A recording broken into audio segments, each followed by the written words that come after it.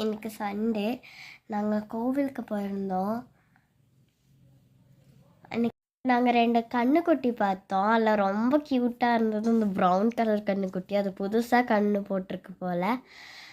அதுக்கப்புறம் 2 கன்றுக்குட்டி இருந்தது. அதில் ஒன்று ப்ரௌனு, ஒயிட்டு. இது டெய்லியுமே உள்ளதாக அதோட பிளேஸில் தான் கட்டி வைப்பாங்க. இன்றைக்கி வெளியே கட்டி போட்டிருந்தாங்க. இது ஒயிட் கலர் குட்டி ரொம்ப சுட்டி, ஆனால் ரொம்ப குறும்பு பண்ணும். ஓடியே வந்துடும் தனியாக. நாங்கள் எங்கள் வீட்டுக்கு பக்கத்தில் இருக்க சிவன் கோவிலுக்கு தான் போயிருக்கோம். ஆனால் சிவன் கோவிலுக்கு போகும்போது தான் இந்த 2 கன்றுக்குட்டி பார்த்தோம்.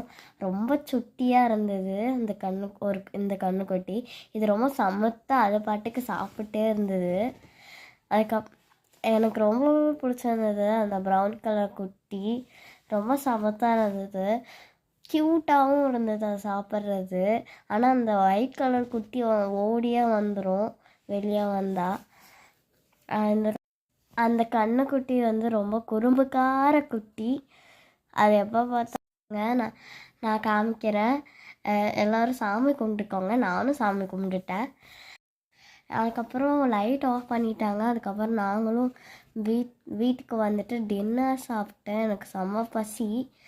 அதுக்கப்புறம் எங்கள் அம்மாவை ஏதாவது ஸ்வீட் செய்ய சொன்னேன். எங்கள் அம்மா லட்டு செஞ்சு தரேன்னு சொன்னாங்க.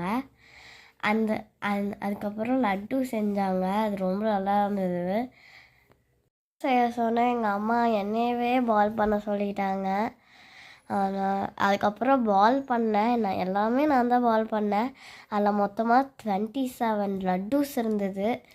எல்லாமே குட்டி குட்டி பாலாக தான் செஞ்சேன். ஏன்னா வந்துட்டு எங்கள் மம்மிலாம் பெருசாக இருந்ததுன்னா அதை சாப்பிட்டு பாதி எடுத்து உள்ளே வச்சுருவாங்க. அது வேஸ்ட் ஆயிரும், இல்லைன்னா கீழே விழுந்துடும். அதனால் வந்துட்டு நான் குட்டி குட்டியோண்டு தான் செஞ்சேன். இருக்குன்னா எங்கள் அம்மா வந்துட்டு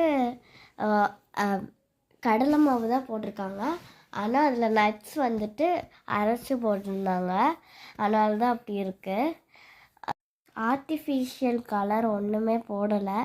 எங்கள் அம்மா வந்துட்டு எனக்கு செய்கிறதுனால ஒன்றுமே போடாமல் தான் நட்ஸு, கடலை மாவு, சர்க்கரை போட்டு தான் செஞ்சாங்க. நீங்களும் கொஞ்சம் டேஸ்ட் பண்ணுங்கள்.